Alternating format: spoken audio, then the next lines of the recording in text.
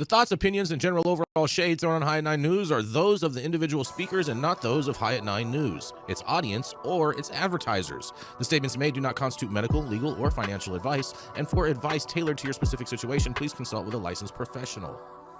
Welcome to the High at 9 News Hour, where you will hear from cannabis industry experts and professionals from around the country talk about important topics while shining light on global issues and discussing cannabis as it relates to politics, regulation and reform, data and technology, science, research and medicine, family and parenting, art, celebrities and entertainment, fitness, sports, mental health and wellness, and plant-based medicines and entheogenics. Together, we are building a stronger community, fighting the stigma and creating change. With your hosts, Jason Beck and Rico Lamitte, joined by special industry expert correspondents from around the country, and daily antics brought to you by cannabis. Coming to you live every Monday through Friday at 9 a.m. Pacific time and high noon on the East Coast. And thank you all for getting high at 9 with us.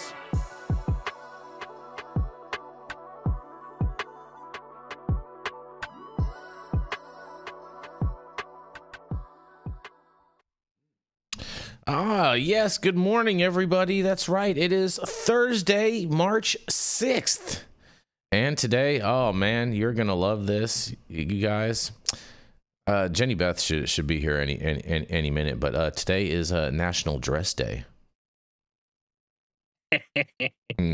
Exactly. Yeah, shout out to JD Vance. Yeah, shout out to JD Vance, rocking dresses since the What are you early talking 2000s. about, bro? What planet are you living on? Yeah. Got pictures. He's man. not Rudy Picture Giuliani. Yeah, dressing it up. Stop it. Stop the cap, bro. Stop this. Or Rudy. Please just stop right now while we're at the beginning of the show, at least. Yeah, you never said the photos were fake. This is for you, Rico. It's National White Chocolate Cheesecake Day. Why's everything chocolate got to be connected to me? Even the white chocolate, bro. Just you know what I'm saying? I thought that would be. Yeah. I thought that'd be more Dale Schafer's lane. You know what I'm saying? I'm white chocolate, dude. Don't fuck with me today. Yeah. He's a white chocolate. He's a white chocolate fountain. White chocolate bay over there. Dip in, pull out, and put it in your mouth. I said that before. Dale, you're gonna love this in your lazy boy because it's National Frozen Food Day. So I guess it's like National Hungry Man Day. The microwave, we're in good shape, right? Exactly. Yeah. Air fryer life. Air fryer life. Jenny Beth, you're just now joining us, but Jenny Beth, just so you know, today's National Dress Day. Oh. Mountain some booty shorts there, Jenny Beth. Yeah. Yeah. Jenny Beth's getting her Clint Eastwood on today. Nothing but an empty chair. Yeah. And for all of you with too short's mouth, you know what I'm saying? It's National Dentist Day.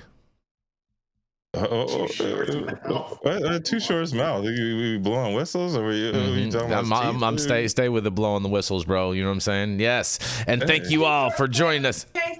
What? You know what Too Short would say if you said that to his face? I don't give a fuck about all that. Yeah. What's my favorite word? Bitch. Yeah. Cute. What Mike Tyson said. Yeah. Disrespect doesn't get enough punches in the face. There you go. Thank you all for joining us and getting high at 9 with us. It's also high noon on the East Coast. And please remember to like, share, and subscribe to us on all social media platforms.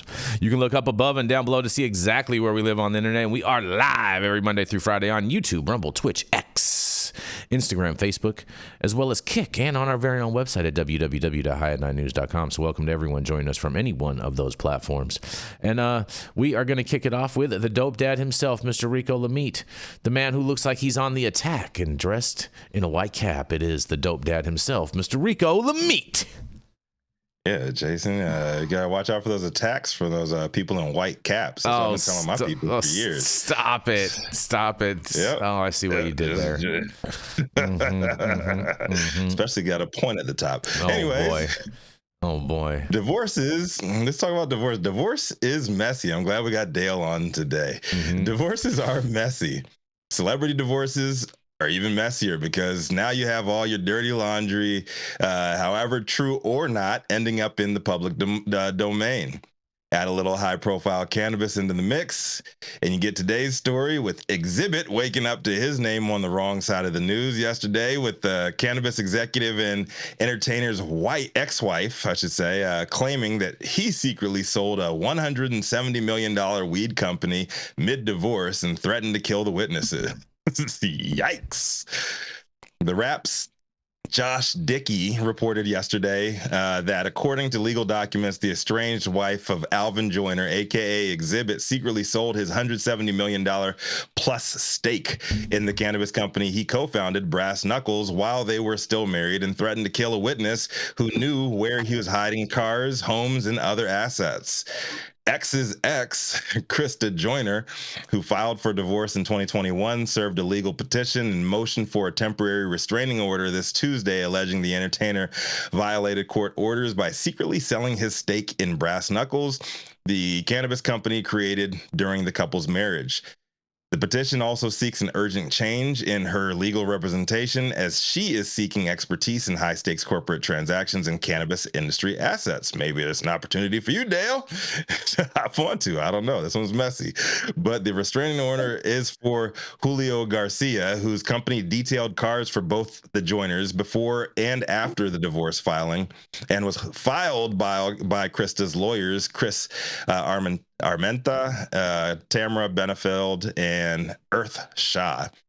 In the filing, Armenta describes Garcia as a material witness to crimes of extortion, witness tampering, obstruction of justice, and felony death threats. Alvin Joyner, this is what he said. Alvin Joyner threatened to kill me if I testified and told Krista the truth about what I had learned when I washed his car. This sounds like right off of a reality TV show. Like what vehicles he has, where he has them, where his new house is, that I helped Alvin move cannabis merchandise from Las Vegas to Chatsworth, Jesus, and where the warehouse is, Garcia wrote in the petition. He said, "I'll kill you." Then he said, "Good luck to you and Krista." Wild work if that is true, but like I said before, this is a divorce proceeding, and with a lot of money at stake, who knows? When contacted by the Rap, a representative for Xzibit naturally said that there would be no comment on legal matters, and X has yet to respond publicly. Dickey notes that at the center of the dispute is Brass Knuckles, a high-profile cannabis brand co-founded by Xzibit during the couple's marriage, making it a community property asset under California law. Krista claims Xzibit sold his interest in the brand without her knowledge or the court's approval sometime after the divorce filing. According to the petition, Brass Knuckles was valued at $170 million in 2019 and has since expanded its distribution to at least 10 states. The company, along with other cannabis ventures, constitutes the largest portion of the couple's marital wealth, the filing says. Her petition further states that proper discovery has been stalled for years, with Xzibit repeatedly failing to disclose key documents. The document also names his current cannabis brand venture, Napalm, as a significant community asset created during the marriage. In addition to seeking a delay in trial proceedings, Krista's legal filing requests court orders for contempt charges against Xzibit for violating a TRO automatically generated by divorce proceedings, as well as modifications to existing support arrangements. A hearing has been set for March 19th of next year. Oh, man. You know, as a married man myself, going on my 13th year now, all I got to say is this: marriage is tough. The longer you're with someone, the tougher it gets, and you'll have your high points and your low points. And in the lows, shit can get real messy. When you've got millions of dollars tied to your name and you're married in a no-fault state like California, it's a whole different ball game. Hopefully, X and Krista can work things out behind closed doors and amicably, because at this point, it seems he's got way more to lose than she does. And the snitching ass auto detailer dude just bet his entire business on cashing out on someone else's drama. So there's that. I don't know what else to say on this one, but prayers for X. I'm Rico Lamitte, the dopest dad on the street for High at 9 News. I want to hear Dale. What you got to say on this shit, listen, Dale? I've been divorced 3 times. I'm in number 3 right now. Okay. This shit's ugly. And for people who don't want a prenup, my advice is you should read some of the horror stories that happen. It makes it a lot easier. The other problem you have is that, especially in the cannabis industry, it's really hard to hide the purchase and sale of a cannabis business, because you're required to disclose ownership interest, and changes of ownership interest, you just can't do it. That doesn't mean they're not behind the scenes doing secret deals. Mm-hmm. And one of the reasons I don't like doing divorces is because everybody's a lying sack of shit when it starts coming to money. Okay. And there's a long-standing belief in the system still that women are the ones who are the victims of these sorts of incidents, and that give women free pass too often. And I'm telling you right now, women can be physically and emotionally abusive. They will steal your shit too. Okay. It's not a gender issue, but for the most part, these are men's problems with a lot of cash trying to hide it, keep it away from women. I don't think it's fair to women either. I mean, if you put a business together worth $100 million while you're married, it's a community property asset, absent some sort of a prenuptial agreement. The courts are, they don't have a lot of sympathy for you. You're trying to hide assets. He's liable to get his ass in some trouble here. But the flip side of this is, for $1 million, people will disappear.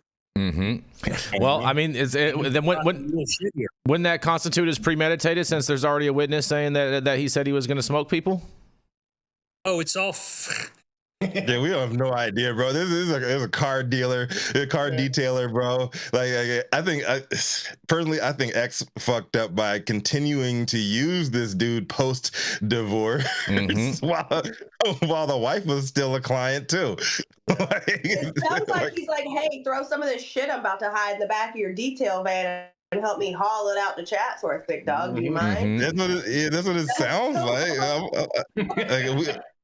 This shit's crazy, yo. It's like, oh, aren't we homies? Where'd that story come from? Oh, I don't know. Yeah, well, bang, bang. We'll take care of this problem. And that's the I mean, I've been to prison. I've talked to people who I really believe shot people. Okay. Yeah. I know it exists. And when you've got $100 million, peel off enough, someone will smoke your ass. Okay? Yep. Easy peasy. A real talk here. And that's why I don't like it. Because I've had my own divorce clients to go over and bust out windows and break up cars and shit like that. It's like, I won't be your lawyer anymore, you fucking asshole. Dale's been the shot caller, huh? Dale's been telling people to go smash people's windows. Oh, no, I tell them not to do that when I get the call that, I got arrested last night. Well, for what? I kind of got mad at the old lady and broke out her windows. And then you need a new lawyer, motherfucker. Yeah. I don't need this. Treat him like P. Diddy and drop him, huh? Yeah. Like a bad habit. Allegedly. That's not allegedly. He got dropped. It's all alleged. He got dropped. It's all alleged. It's all alleged at this point. His it is all alleged. Quitting is not allegedly. His attorney quitting is not allegedly. Exactly. That man pointed a finger and said, I can't do this shit no more. Exactly right, Jenny Beth. Exactly right. There's nothing allegedly about that. He got dropped like a bad habit. Oh, man. Wait till the videos start coming out. Right? Who's that buns up kneeling there? Let's get a picture of their face. I think those J-Lo videos are the only reason that certain people are still on Twitter. Stop it. Allegedly. Stone, those alleged. Stone, what do you got to say about all this? How come it's bad for a woman to have sex? It's not for a man. I mean, come on, dude. Come on. It's not bad for a woman to have sex. It's bad for a woman to have sex with multiple people. No, it's not. Because it increases her body count and lowers her value. It's the same as men having sex. Stop No, it's not. It's not even close to the same thing. Kill that. No way. Kill that. You guys are tripping. You guys are crazy. You guys are batshit crazy with that. Oh my God. You know what, God. Jason? Women's body count doesn't matter because we're not going to tell you the truth about it any fucking way. It does matter. It does matter. It does matter. Tell you when they really have an orgasm either. It just matters. What are your thoughts on this one, Stone Slade? My fellow married man. I'm having happy Oreo day over here, but yeah, I've been divorced twice, buddy. X. It's always cheaper to keep her. What are you doing? That's right. That is very true. Well, as the nicest ex-wife in the world, I wish I would have taken a page out of her book and taken shit with me when I got up out of there. We have no idea how much of this alimony has been promised to this auto dealer. Should Krista win this? So Like I said, I hope they can figure this out. And there's a mess. Rico, I did. You are right, Stone. I'm sorry, I totally missed that one when I said it. But today is National Oreo Cookie Day. I know that's your favorite cookie, Rico. It is, and I ate too many last night. And I'm trying. He was celebrating last night. Yeah, every day is International Oreo Day to me. You know what I'm saying? You should give them up for Lent. I got the free Oreos. Rico is not Catholic. Free and trick my mind into thinking it's healthy. Get the gluten-free double stuff. They got the mega stuffs now. They got the Post Malone joints. They got the peanut butter. They got the mint. They got the birthday cake one.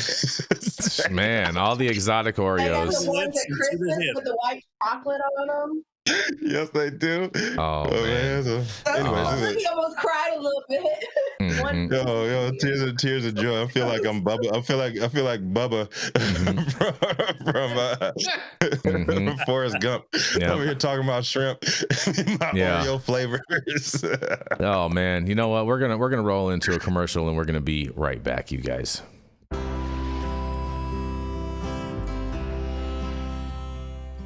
Oh man, your knees still bothering you, man? Yeah, my left one, But I'll tell you what, I've been using this new CBD cream, and it works like a miracle.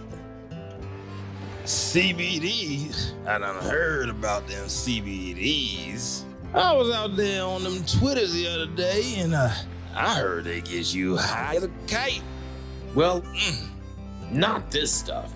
This stuff is tested.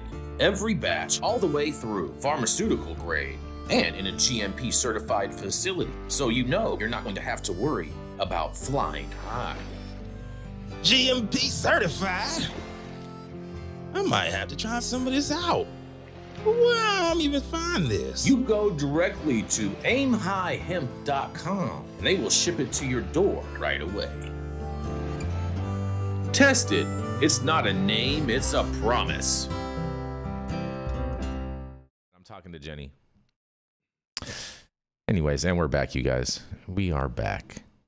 We are back. Up next, y'all, it is the everybody's favorite party and partisan, the highest Republican in every room, the Sultan of Spin, the man who stares facts in the face and they always back down, the man who will give every excuse as to why America is on the right path, and then start talking about body counts. You know we who are. it is. It's Jason true. Beck.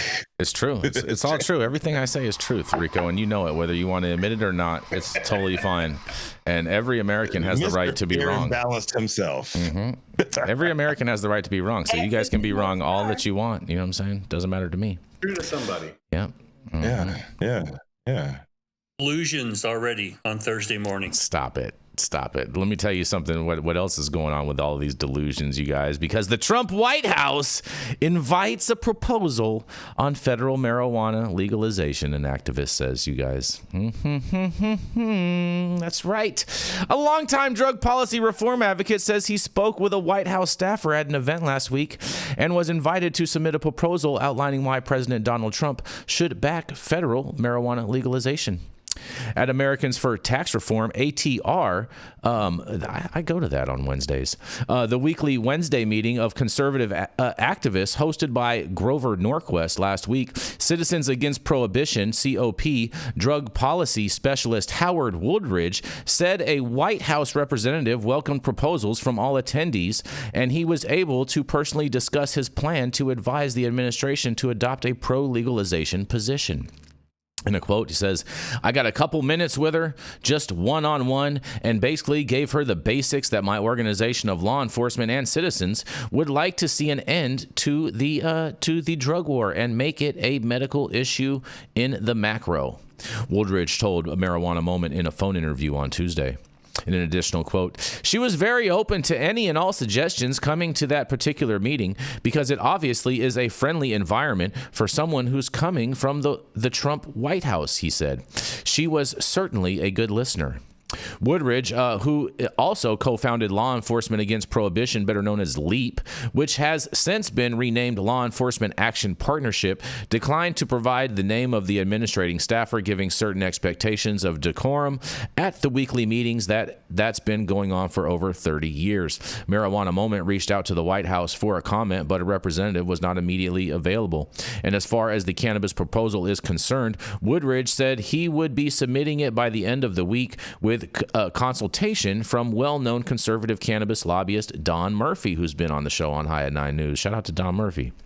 In a quote, they say, basically what I'm going to bring in the proposal is the political advantages for the Trump administration to end the policy of federal prohibition, Woodridge said, stressing the potential appeal of pitching states' rights position on the issue of legalization to the Republican president's team. Trump has backed that states' rights perspective in the past, and on the campaign trail, he also endorsed a Florida marijuana legalization proposal as well as federal rescheduling and industry banking access. But in the months since he came out in favor of those reforms, he's been notably silent on the issue. Well, that's because he's been getting so many other things done, you guys. For example, even when screening the release of an American who was incarcerated in Russia over marijuana possession and inviting him to the Capitol for an address to the joint sessions of Congress last week, or Congress this week. That was just a couple nights ago. It was an amazing speech he gave. In any case, the forthcoming proposal is an attempt to bring the president back to the conversation. From Woodbridge's perspective, getting Trump to explicitly call on Congress to act on a reform bill is the only feasible pathway given the ongoing resistance to loosening marijuana laws by current GOP House and Senate leadership. If Trump gives them the mandate, members of Congress, the Republican Party are not going to resist the will of Donald Trump on essentially anything, he said. Woodridge said in an email newsletter sent to his organization's supporters that the administration staffer who invited the proposal indicated that if it was approved, he would be invited to the White House for a discussion on why should Trump support legalizing marijuana at the federal level. Don Murphy, a GOP lobbyist with the American Cannabis Collective, is going to assist in the drafting of Woodbridge's proposal to the White House, and specifically, Murphy is going to help with conservative messaging around the issue, they say. And he says in a quote, there are plenty of reasons why the president should do this, not because he's going to get a lot of love from progressives. They'll still hate him, well, just like we saw on the joint session speech, but it is the right thing to do, Murphy told Marijuana Moment. This comes in the background of multiple top-level cabinet nominations and Senate confirmations of administration officials with mixed records on drug policy reform, which advocates and stakeholders have been following closely to see if Trump will push for marijuana policy changes. For example, Trump recently nominated a vociferous anti-cannabis official to serve as the lead attorney at the U.S. Department of Health and Human Services, HHS, drawing praise from prohibitionists, while HHS is under the Biden administration has already recommended rescheduling cannabis following a scientific review. That process has been delayed because it's totally flawed and it shouldn't go through anyway, but nonetheless, raising questions about the potential influence of a new administrative appointees.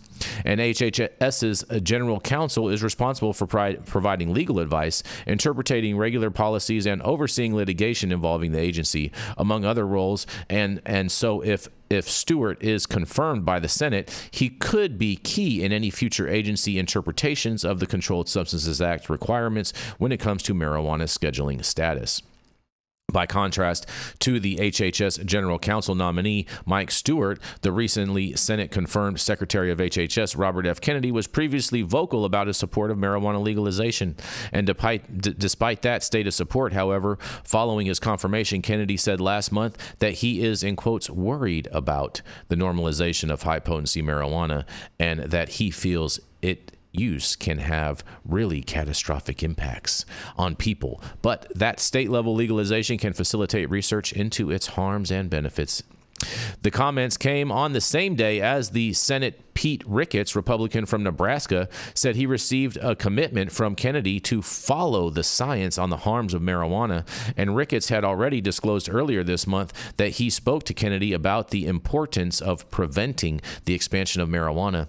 Now he says RFK committed to me that he would follow the science on the harms of marijuana, and despite Kennedy's history of advocating for cannabis legalization, he said last month that he will defer to the DEA on marijuana rescheduling in his new role.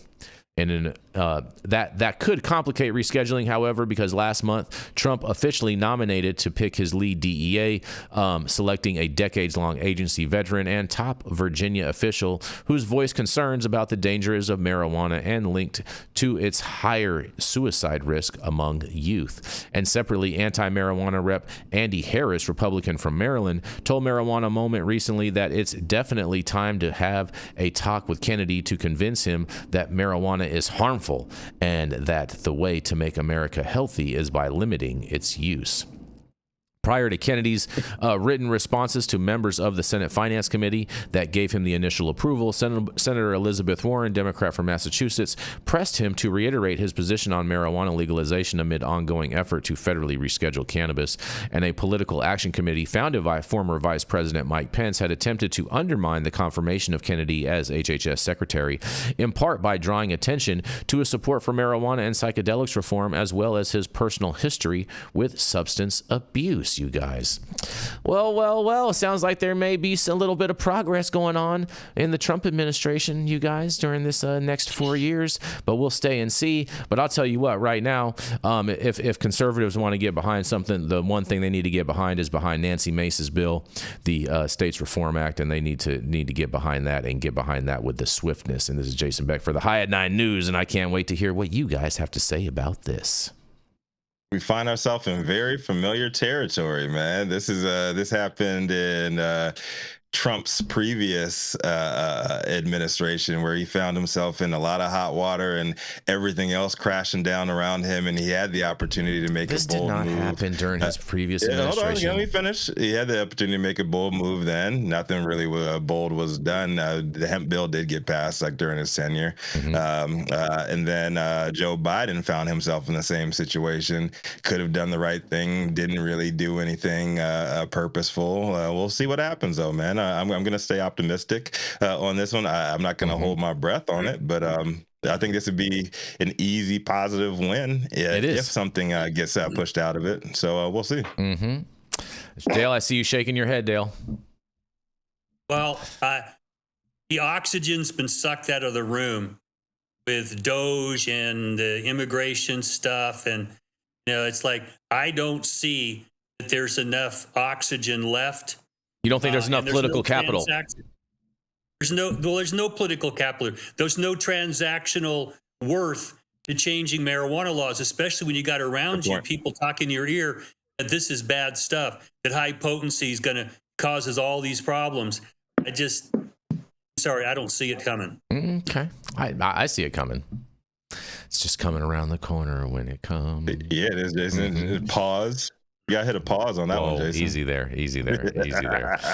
Stone Slade. I would like to think that the Republicans come with common sense, because common sense, working with LEAP, and I know Diane Goldstein, she's a former cop. She's in favor of it too. It's like, stop this shit. Let's use common sense here. Take it out of the CSA, put it into a separate department, treat it like alcohol and tobacco is, and get the fuck out of the way. I just don't see common sense coming into this, especially with all the pissing matches going on over things. And if the economy takes a shit, I don't know where we're going to go with anything.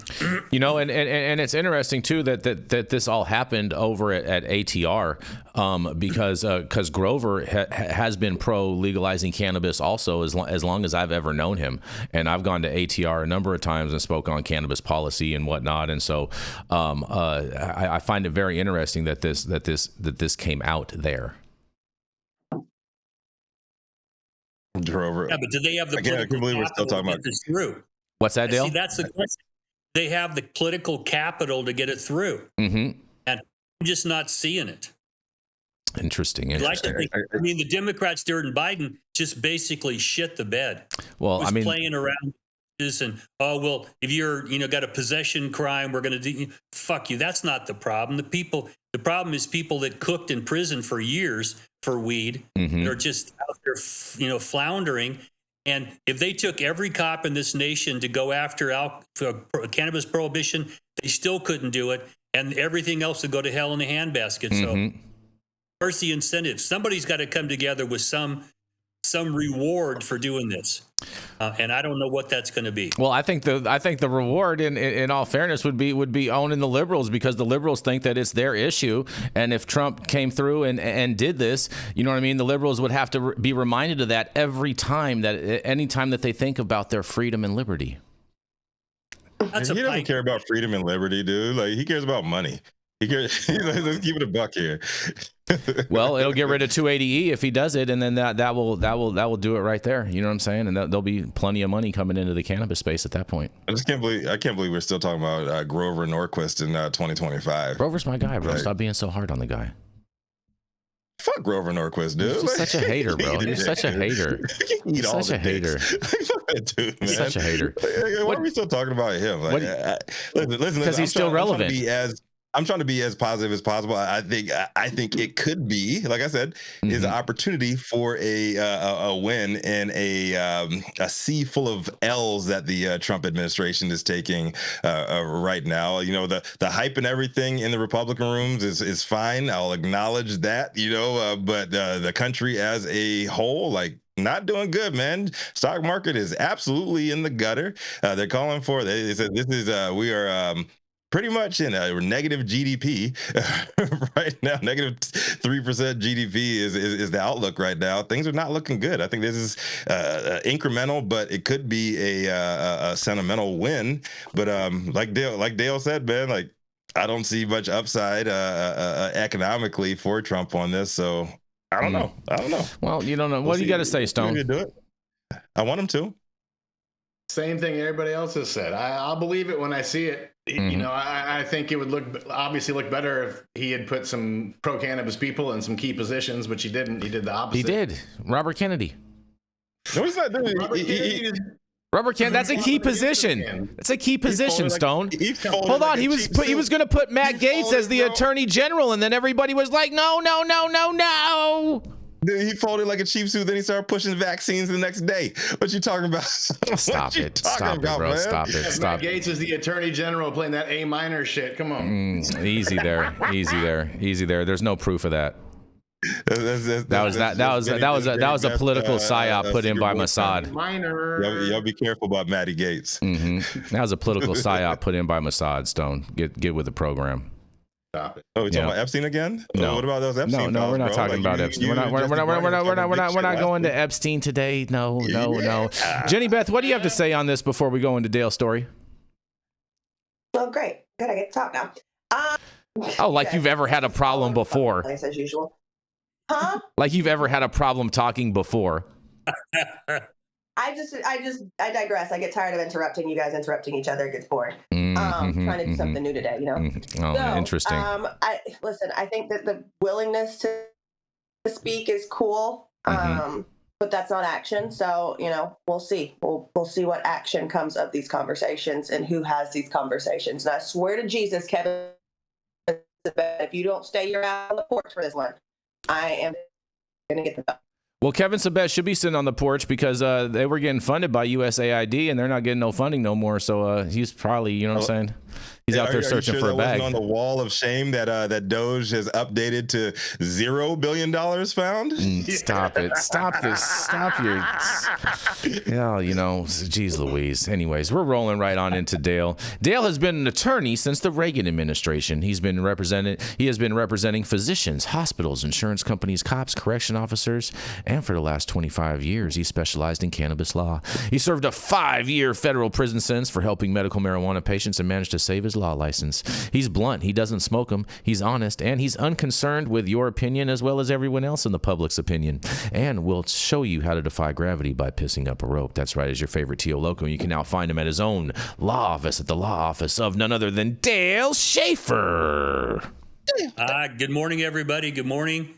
Those across the country freezing your ass off, I'm sorry, it's still kind of winter, you know.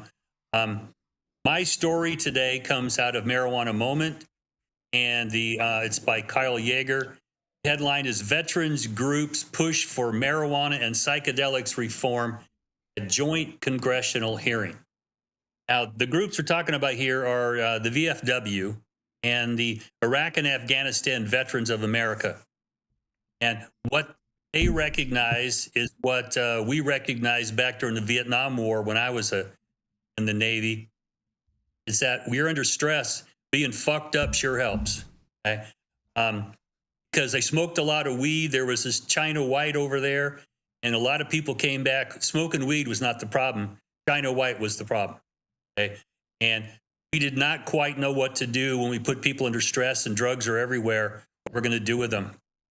But during Vietnam, you went to Vietnam for 12 months, unless you were a Marine grunt, and you went there for 13 months, and then you went home. You were done. These poor bastards in the last 20, 30 years, they were grabbing them from their National Guard reserve units and sending them on multiple tours. It's something that during my era we didn't face.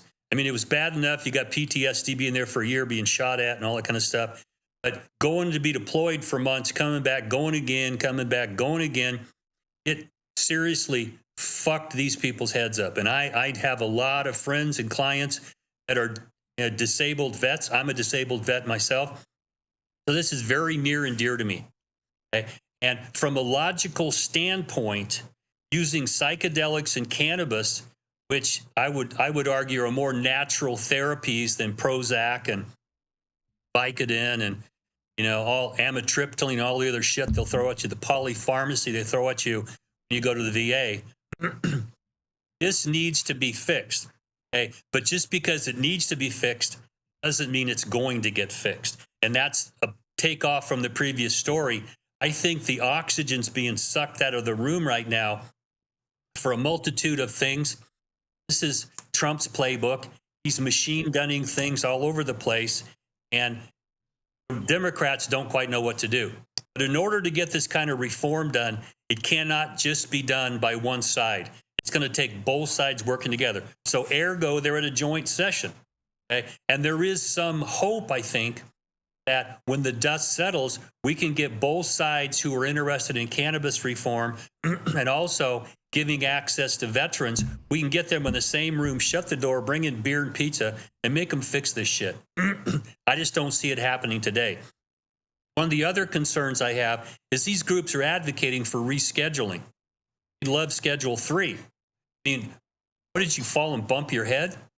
I mean, I don't understand why they don't grasp that if they make it Schedule 3, it's not going to make it any more available to them than it is right now. What we do need is increased funding for research. I think we all have a decent idea what cannabis does.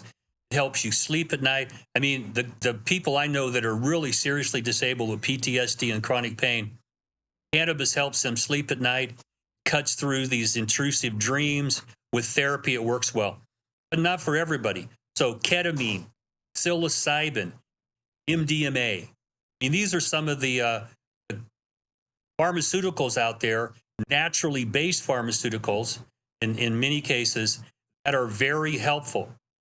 And as long as the government continues to put their thumb on the funding for research, we're behind the 8 ball.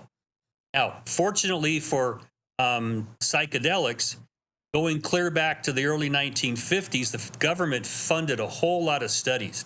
If you've never seen the pictures of a whole company of soldiers taking acid and then trying to march around, it's hysterical as hell. But what they found out sort of accidentally is that this shit decreases emotional problems, and so they started doing research. Tim Leary grew out of this. There was a whole lot of promise for major depressive episodes for psilocybin, especially. LSD worked really well, too. Now we have ketamine, which is a new one, that when you have someone that's really suffering from PTSD, I mean to the point where they want to blow their head off on a daily basis, what do we have to lose to give them alternatives? We also need the VA to get their head out of their ass here and allow VA doctors to talk to their patients that have PTSD, chronic pain, the other battlefield injuries and service type related injuries, to allow them to get a recommendation to go out and then follow them closely, not be afraid to talk to them. That's what I have VA benefits. I've been to the VA, and when I talked to them, they wanted me to go to a drug test. And that's when I told them, you can go fuck yourself. I had the drug test when I was in the military.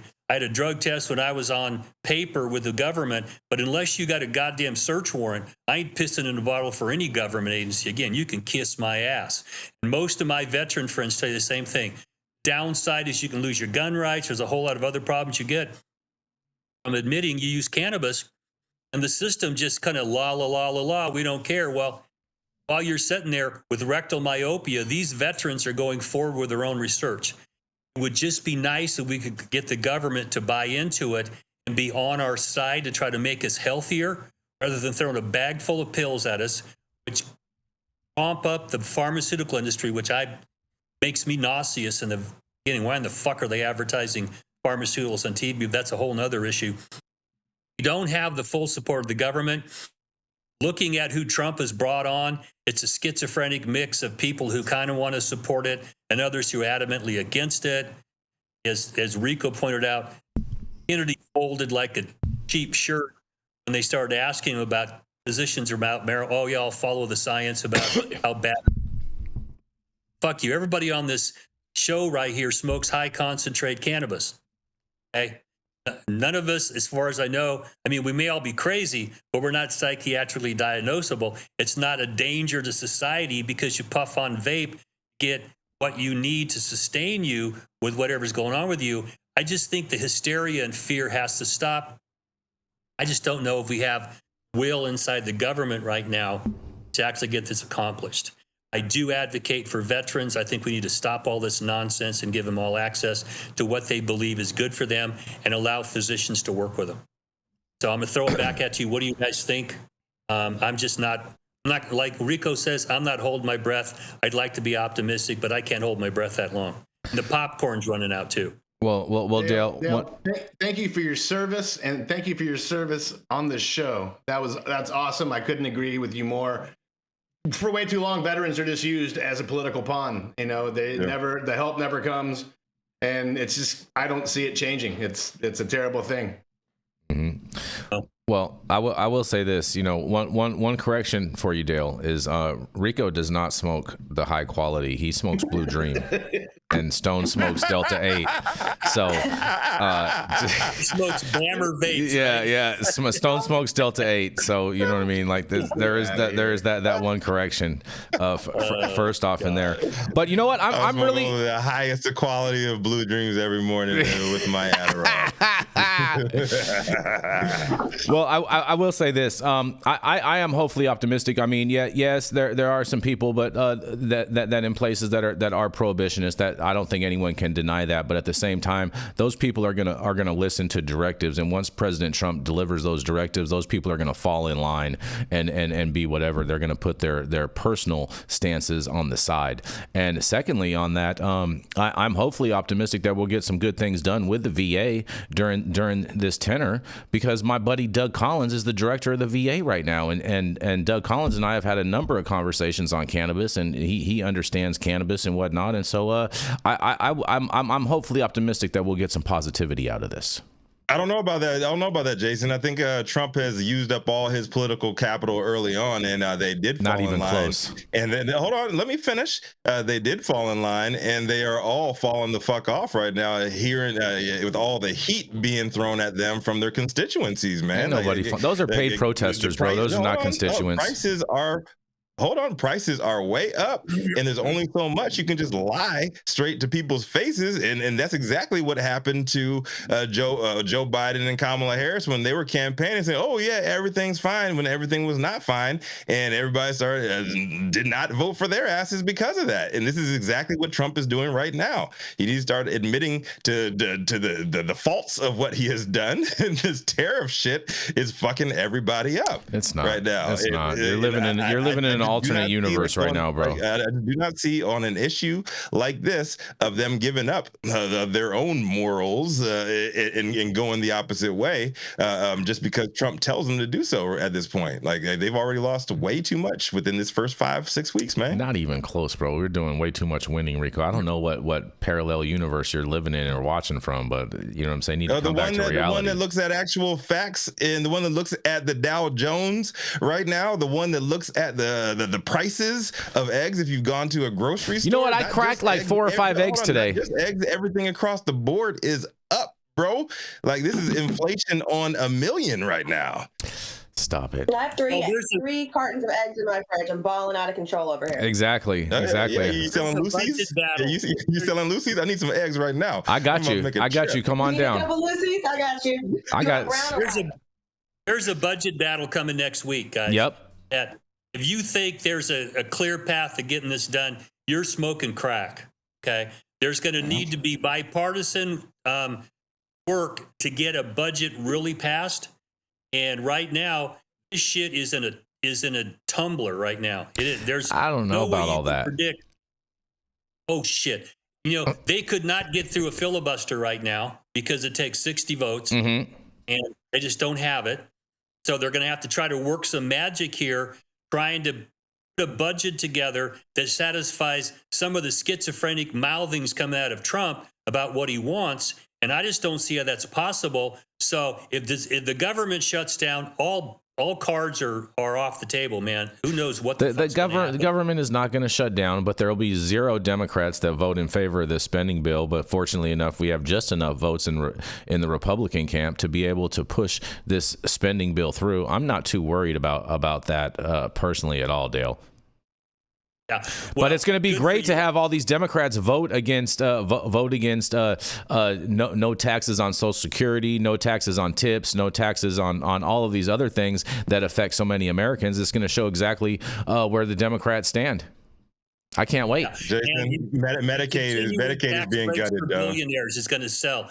That's going to go over like a turd in a punch bowl. Okay, that's you cannot make the numbers work. That's part of the problem here. And I just want to remind people what Mitch McConnell said about Obama. We're going to make him a one-term president. Okay? So it isn't like there's no precedent for telling the president to go fuck yourself and the horse that brought you in here.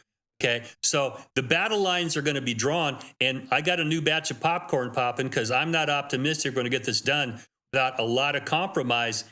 And, compromise is something that Trump just doesn't do in public.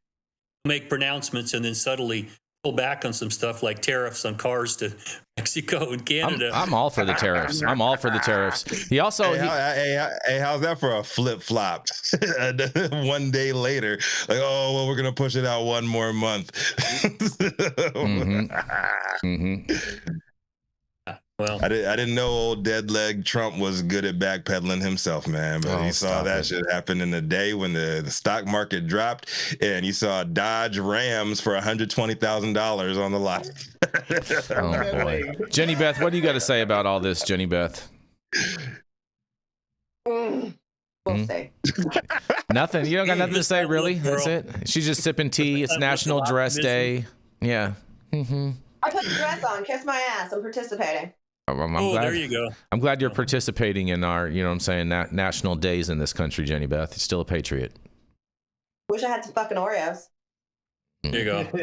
Hey, maybe you could trade Rico some eggs for some Oreos. I'll trade you 2 Oreos for 1 egg. We'll meet halfway because gas is too damn high for premium gas.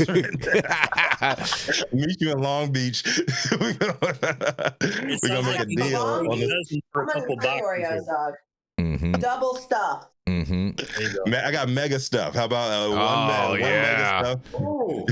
Oh man, that's the patriotic ones. The mega stuff ones. All right. Well, that was fun, you guys. We're going to roll into our next commercial, and we're going to be right back. And shout out to all of our veterans who help support and save our country. I just ordered the summertime strawberry salad when added steak on top here at Anna's. Make sure you do the same thing, too, next time you're in downtown Long Beach. Come on down and check out Anna's Joint on the 400 block of Pine Street. They have amazing selection of beers, foods, and when you come down here to Anna's, you can even challenge me to a game of shuffleboard if you want to lose.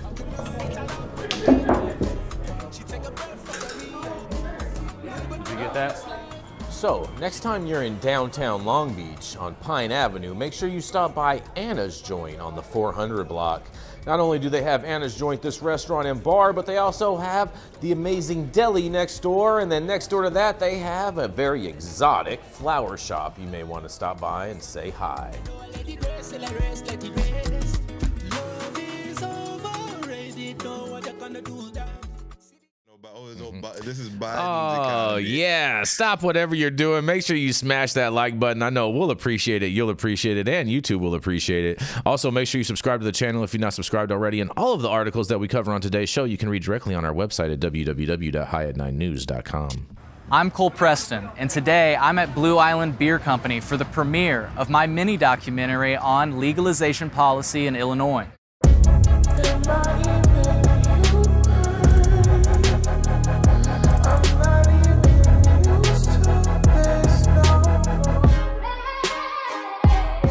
I've been following cannabis policy since colorful Colorado legalized it all the way back in the day, and when my home state of Illinois decided to legalize it, I just became enamored.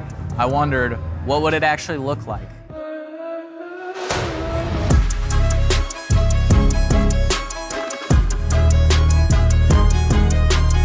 If you'd like to see how Illinois fell short in achieving meaningful reform in their cannabis policy, you can watch my mini-doc now at colememo.com/mini-doc.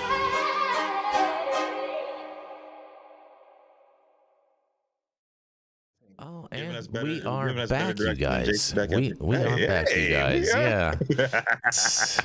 We are back, and up next, gas station Delta 8 has unfortunately become the new norm in the great purple state of Texas, but this man hit the high road and is here to make things better. Straight out of the place where Jason Beck gives shivers down the spine of Jason Beck back just to say it. ATX. It's ATX. Austin, bro. It's for ATX is for special people that can't read.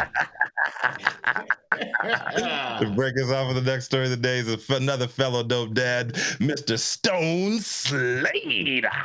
Yeah. Thank you, Rico. Today, my story takes place in the ATX, Jason, actually. Austin, Texas, you mean? And it involves some of my favorite Texans in the Texas cannabis scene. Because Texas lawmakers are at it again, trying to outlaw what they've already legalized, because apparently they just realized what THC is. Tuesday, cannabis activists stormed the Capitol in the most civilized way possible, armed not with pitchforks, but with facts, personal stories, and relentless demand for common sense. Meanwhile, Senator Charles Perry, the bill's author, conveniently left before hearing the testimony of the Texans opposing his bill, proving once again that some lawmakers would rather legislate in an echo chamber than face the people that their policies affect. The target? Senate Bill 3, a bill that would ban all THC products, leaving only CBD and CBG available to Texans. Because, when in doubt, ban things and ask questions never. One of the most compelling voices in the room was Sean. Oh my God, Sean, I'm so sorry. I even practiced before we started this thing.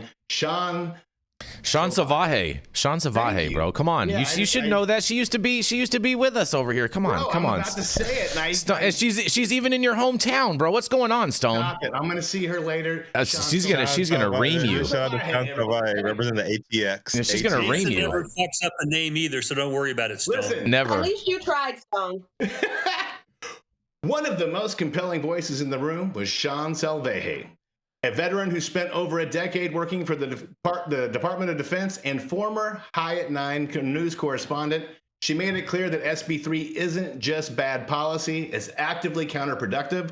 She said by only allowing CBD and CBG, you're effectively banning THCV, pointing out that THCV has been found to counteract the psychoactive effects of THC. She went on to say, so what SB 3 does is ban the very molecule that could be your solution. That's right. Texas is banning something that reduces the effects of what they claim to be worried about, that which is like banning, trying to stop car accidents by banning seatbelts. Meanwhile, the economic consequences of this bill can't be ignored. Liz Grow, also a former correspondent and owner of Grow House Media, laid it out. If SB 3 passes, my company could go under, along with countless others. That's jobs, business industry, booming industry, tax revenue all down the drain in the name of protection. Protection from what? This booming industry that's already heavily regulated? Or is it just protection from the struggling medical monopoly, which has failed to attract patients because of its insane restrictions? Then there's Austin Zimhari, executive director of the Texas Cannabis Collective, who pointed out the elephant in the room. If this bill were to go into effect, It would create the largest hemp-derived THC black market in the country, on top of the already existing largest marijuana black market in the country. Texas lawmakers are about to make the same mistake they've made for decades. Prohibition doesn't eliminate demand, it just pushes it into the shadows. So really, SB 3 isn't about safety, it's more about maintaining control. Aaron Owens of Tejas Tonic cut straight to the heart of the issue. He said 99% of the problems and concerns that you've mentioned are a direct result of synthetic versions of THC. That's the real issue, not natural, full-spectrum products that people are choosing over pharmaceuticals, not the good actors in the industry who are following the rules. No, the problem is synthetics, yet Texas lawmakers would rather wipe the whole market than actually do the work of regulating it properly.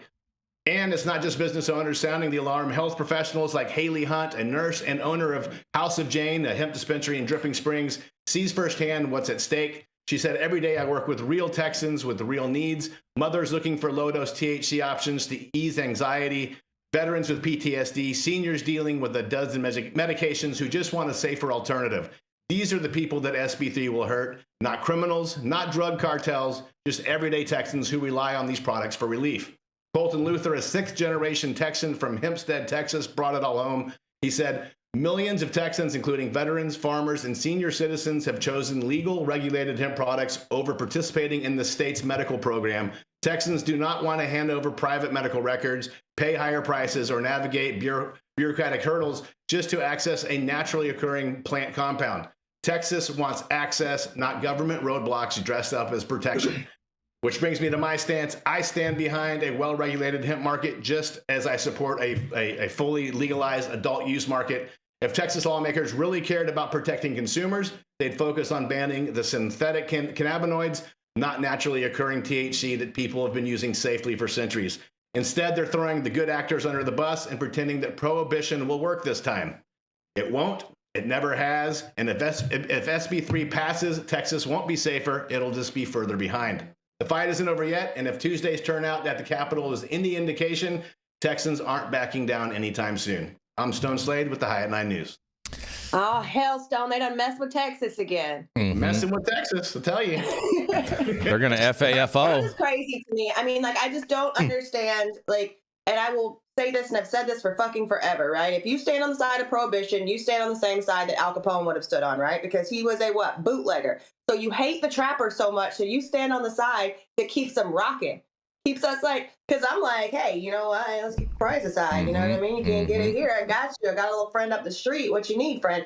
But like, I just don't understand the short-sightedness, especially when we look at these Bible Belt, Deep South, gun-toting, whatever. And I love the guns, I love the Bible, and I love God, and I love the South. But God bless America. There's a reason I'll never live there again. You guys have to get your heads up out of your asses and figure out a meaningful solution to this, because it's not going away.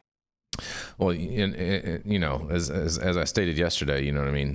This Lieutenant Governor, Dan Patrick, he's not from Texas. He's from Maryland. Yes, we know, Jason. He's back in the bill. I'll tell you what, Dan Patrick, here I am in Austin, Texas. Come and take it. Yeah. You should, you know what, Dan Patrick? You should arm wrestle Stone Slade. Yeah, I'll fuck him up. I will fuck you up. You should challenge Abbott to a foot race. Easy there. So we did get a super chat in. Now I don't agree with this super chat, just full transparency, but I'm going to read it because that's what we do here. You know what I mean? He's the C word says joining the military is whack, an inflated welfare program for violent white dudes. I totally disagree with that in so many different ways. I disagree because my entire black family is military, but thank you for that one.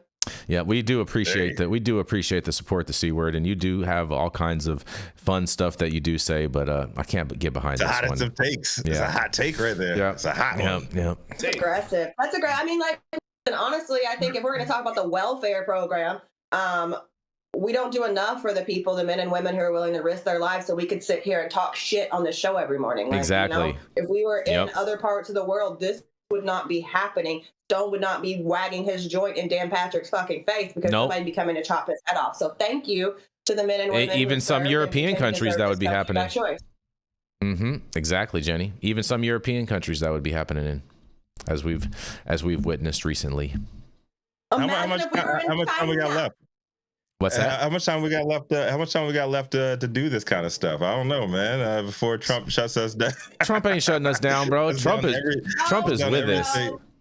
Shuts down everything if it's not pro-Trump media. How about stop it? Stop it. I mean, Jason's on here. This is pro-Trump media. X is his North Star. I've said it many times. So like, I think we're probably safe. Yeah, you're gonna be Mark safe. Right. That's right. Yeah, just keep following me along, Rico. I'm gonna keep you safe, bro. Don't worry. You're gonna be okay. Hold my pocket, Rico. Let Jason take the wheel. Jesus is out. Jesus is out. You know what I'm saying? He told me the veterans are not a hobby horse to ride or the whipping boys. Okay. When I was in the military, if they told you strap up, you're going wherever they tell you to go, you did it. Yep. Went and did it. That's how come this country is what it is today. Because young people, some of them were drafted back in my day. It was a draft. Now they're volunteering. They go there and put their ass on the line to support what the United States stands for. Okay. They come back home and people that don't treat them with the respect they deserve irritate the fuck out of me. Because it's hard to come out of the military, I don't care what you do, without some emotional problems. You just can't. And you get drug all over the place. I watch people die far too often. Shit's inside of me I can't get rid of. And there's a lot of others that can't sleep at night because they have intrusive thoughts of people trying to kill them. When they get back here, I don't mean you have to kiss their ass, but you need to support them. Okay, understand. And this government, 100%. I don't care whether you're a Democrat or a Republican, you do not understand that our vets need to be at the top of the priority list. And if we can help them, then fuck you and your personal feelings about this shit. Let's do it. Because otherwise, we're not going to get people to go in the military. And at some point, we're going to have a draft.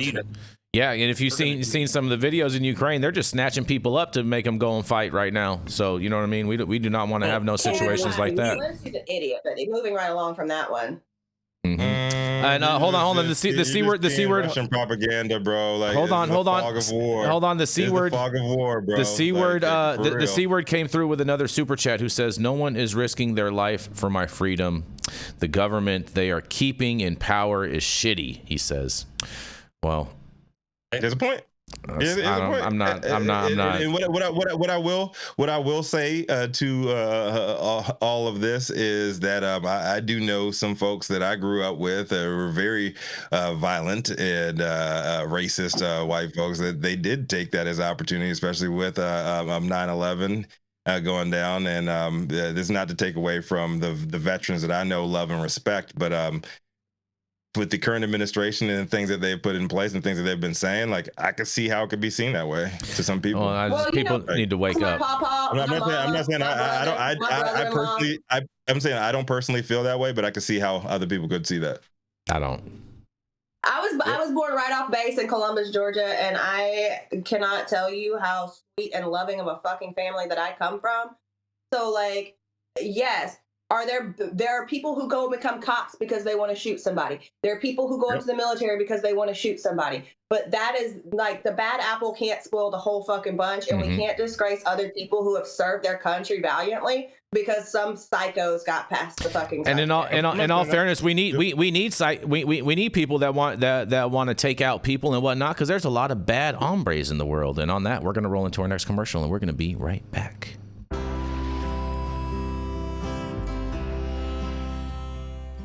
Oh man, your knees still bothering you, man? Yeah, my left one, you know? And I'll tell you what, I've been using this new CBD cream, and it works like a miracle. CBDs? I done heard about them CBDs. I was out there on them Twitters the other day, and I heard they get you high as a kite. Well, not this stuff. This stuff is tested. Every batch, all the way through, pharmaceutical grade, and in a GMP certified facility. So you know you're not going to have to worry about flying high. GMP certified? I might have to try some of this out. Where am I even find this? You go directly to aimhighhemp.com and they will ship it to your door right away. Tested. It's not a name, it's a promise.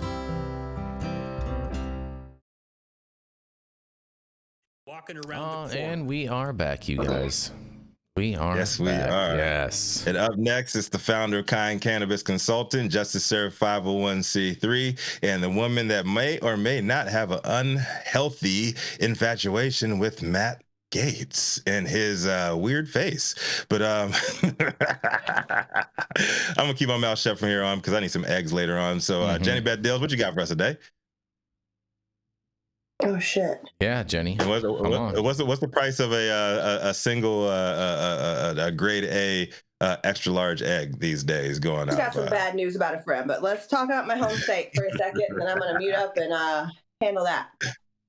What you got for us? 10 years after Georgia first legalized cannabis possession for medical use, lawmakers in both chambers of the state legislature are considering expanding access even further. Georgia has long maintained some of the strictest medical cannabis laws in the country, despite years of advocacy from patients and their families. But now, as the crossover day deadline approaches, at least one bill has made it through the first legislative hurdle. House Bill 227, known as the Putting Georgia Patients First Act, aims to simplify the state's medical cannabis program by updating terminology, improving access to information, and expanding qualifications. The bill overwhelmingly passed the House with 164 to 1 vote. Can't wait to find out who that one was, you dickhead. Meanwhile, Senate Bill 220 proposes even broader reforms, including removing bans on certain cannabis products and expanding which parts of the plant are used for treatment. While some advocates believe these changes are a step in the right direction, others argue, they don't go far enough, as Georgia remains one of the most restrictive states when it comes to medical cannabis. More than 27,500 patients are currently registered in the state's low-THC oil program, but that number pales in comparison to neighboring states with more accessible programs. As a Georgia native, I know firsthand how long this conversation has been unfolding, and while the state has made progress since the passage of Haley's Hope Act a decade ago, there's still a long road ahead in ensuring more patients can access the care they need. So we're definitely going to follow this one. I'm all on top of this one. If I can do some licensing in my home state and go visit Mama and them, I'm happy to do so. I just think that any expansion is good expansion. Yes. Does it go far enough? No, it definitely doesn't. But you got to understand, y'all, with Georgia, we are slow moving, good old boys, handshake kind of town.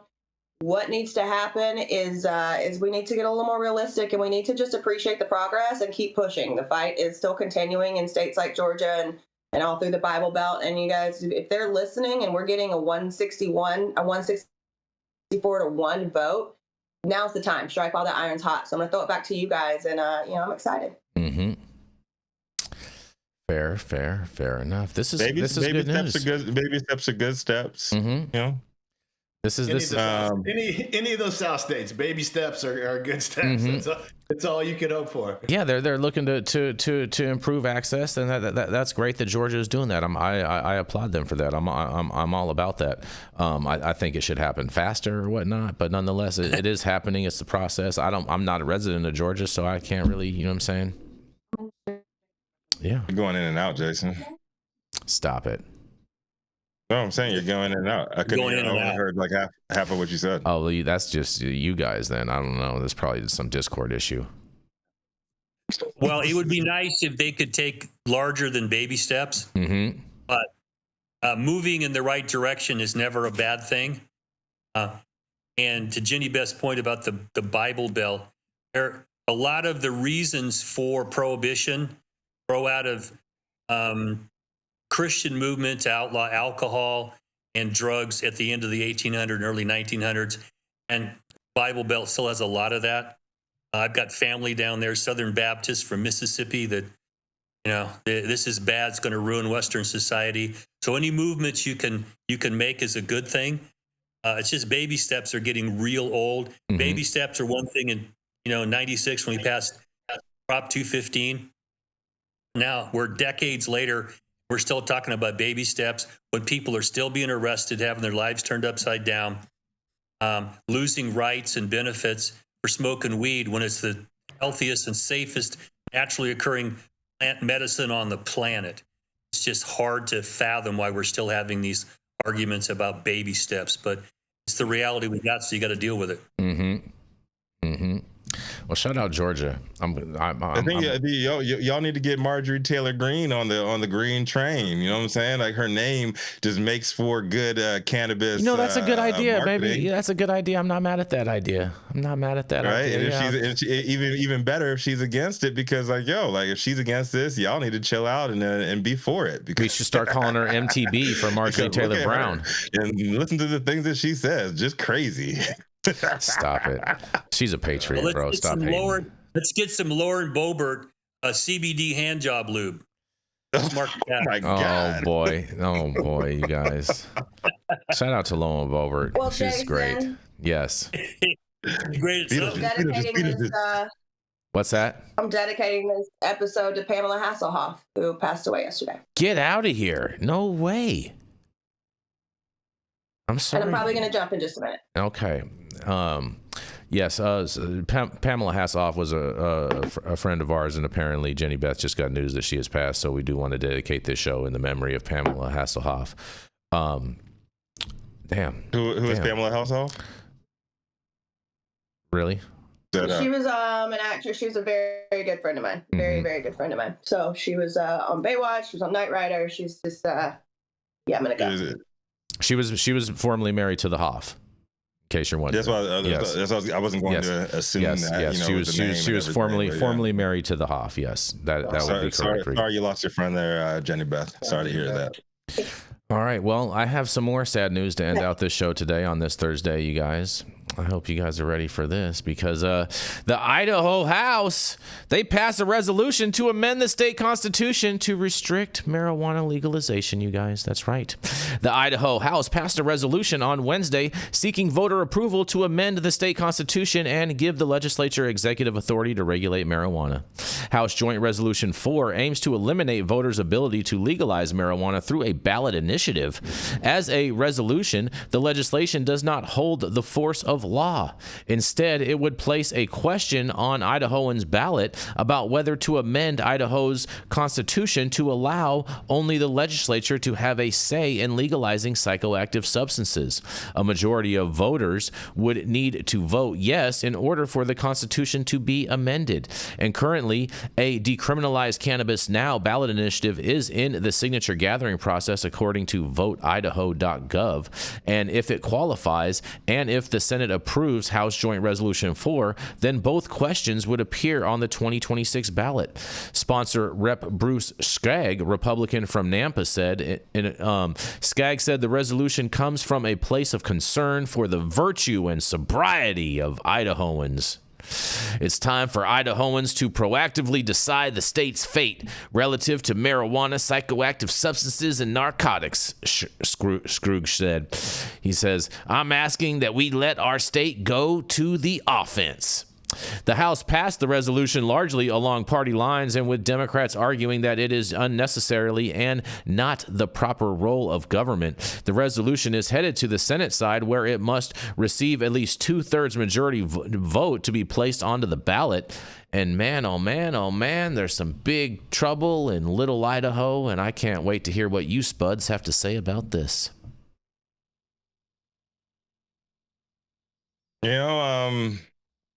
Looking at the picture on that story, man, that dude Bruce Skaggs, he looks like he's just saying no. He just looks like no. Looks like Dan Patrick's little brother. He just looks like he just says no to everything, man. He looks like he epitomizes the fun police. It sounds to me too like these guys are basically saw what was going on in Colorado Springs and like, hey, this is a good idea. Let's do something like this. And they're going to have two conflicting initiatives on the ballot, is at least how it's semi looking right now. But we will continue to follow this story for developments and see if this bill actually makes it on there. But again, we always said that we did believe that Idaho would be the last state in the country to put some type of a form of legalization or medical use into effect. So can't say I'm surprised. Think of how cool it would be for the Idaho legislators to be smoking weed out of a potato, though. Yeah. Push the potato pipe. Let's go. Spuds buds. Yep, spuds buds. Hey, there's put some integrity on that. Integrity. Oh, Stone's on GoDaddy right now. I got you, Idaho. Oh my God. Oh man, that's funny, you guys. That is funny. Well, I will say this. I hope that this doesn't advance. I hope the Senate kills this House resolution and whatnot, because prohibition doesn't work. And shame on these Republican lawmakers that are introducing this type of legislation and trying to go around the will of the people in this type of way to try to. Yeah, it's a crying shame. Prohibition works for those who want it to work. The black market. Crap. Yep. It's just mind-boggling that these governments that are supposedly so conservative and libertarian, when it comes time to tie you up in knots with regulations or prohibitions or taxes, don't hesitate. It's just antithetical to what they're supposed to stand for. And it happens so often, you just have to stand back and watch it go by in front of you. But I don't have an explanation for it. It just continues to happen. Fair enough. Fair enough. You ready to wrap this thing up? Cook it, Rico. Prayers for Idaho, man. Put it in the Oreo shake and bake oven.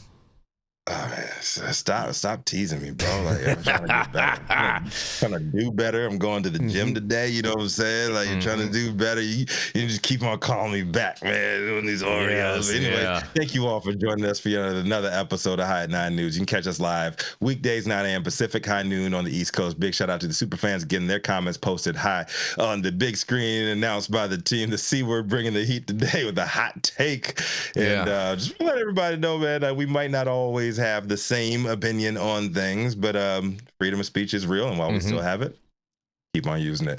Big love to all the audience and live audience supporters. Catch us across all media platforms, tuning in each day to the headlines of chaos, also known as the developing cannabis industry. Our vetted correspondent team tuning in from all over, bringing us much needed variety of perspective and your respective opinions to the table. Our production team, cloud media partners, all the sponsors keeping the lights on, AV struggles to a minimum. And as always, Cannabis Sativa L, the reason why we show up to read these stories every single day. Thank you too. It has been Thursday, March 6th, 2025. The show's over. You've all been blessed with the top industry headlines. Hope it's enough for you to put in your pipe and smoke at least until tomorrow. My name is Rico Lamitte, the dopest dad on the street for High at 9 News, cannabis industry's #1 daily news show. And we're gonna pop things out to Uncle Dale, man. Uncle Dale, Tio Loco, what you got for these good people today, man? Keep them. Well, I just want to shout out again to veterans. Once you go in there and you put your ass in the government's hands, and they could get you killed if they want to. It's something that the average person just doesn't understand, but just respect it. And when we come home and we've got residuals from our service, respect that and do what you can to help them. Don't make it harder. I mean, you shouldn't tolerate bad behavior.